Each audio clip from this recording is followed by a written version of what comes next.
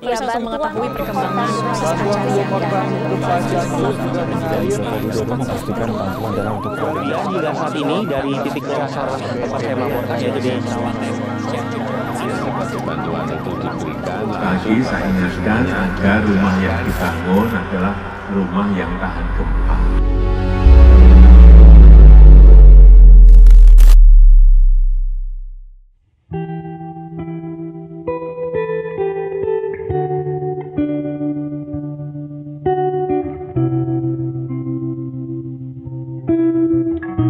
Belum lepas diingatan, Cianjur dirundung duka yang mendalam.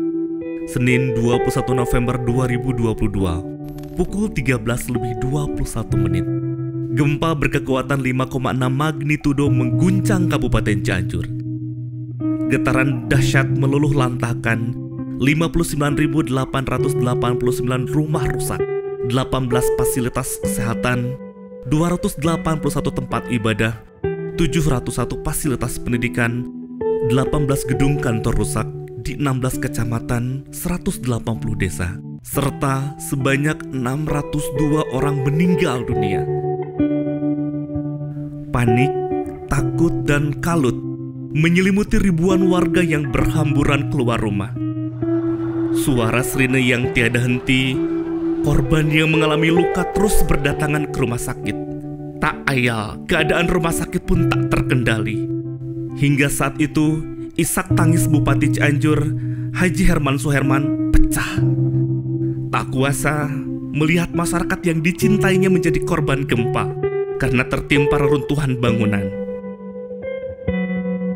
Seakan tak selesai saat gempa, masyarakat dihadapkan dengan kondisi ekonomi yang lumpuh total, listrik yang padam, sinyal alat komunikasi tiada, hingga sejumlah jalan tertutup longsor dengan kondisi puluhan warga yang tertimbun tanah.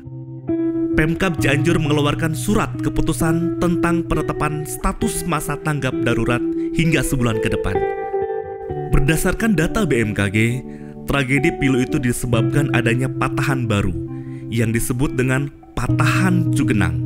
Zona terlarang itu memiliki luas 2,63 km persegi yang meliputi 4 kecamatan dan 12 desa. Tak henti-hentinya, proses evakuasi pencarian korban tertimbun longsor terus dilakukan oleh tim SAR gabungan. Sementara, Pemkab Cianjur gencar mendistribusikan logistik yang dipusatkan di gudang BPBD, Balai Rancage, dan ex-Unilever.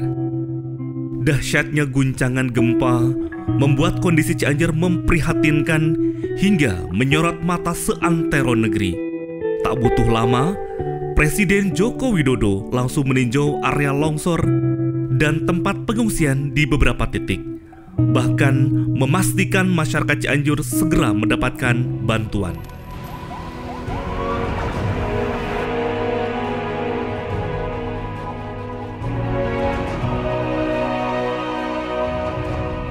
Hingga kunjungan keempat kalinya, Presiden Jokowi membagikan dana stimulan yang besarannya 60 juta rupiah untuk rumah rusak berat, 30 juta rupiah untuk rusak sedang, dan 15 juta rupiah untuk rumah rusak ringan.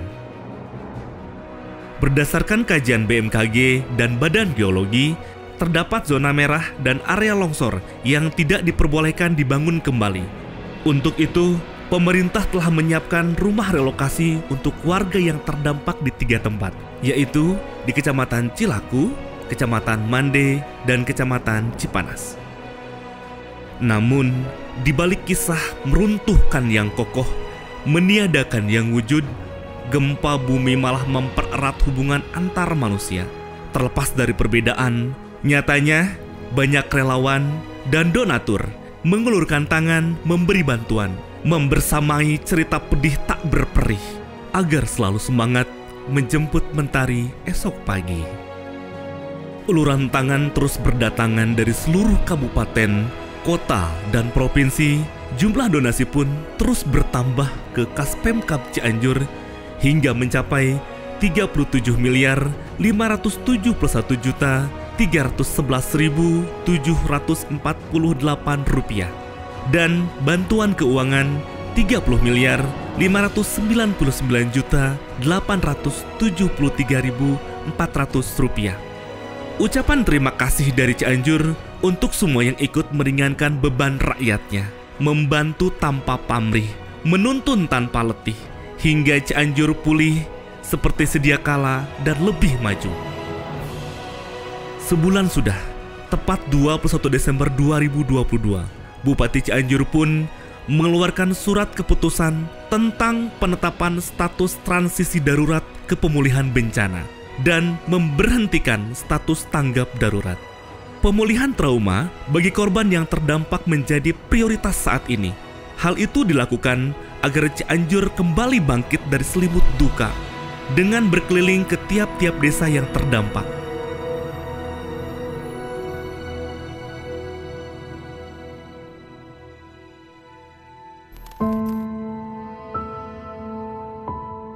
Duka yang merundung Cianjur saat ini telah menjadi luka untuk ribuan jiwa yang terdampak.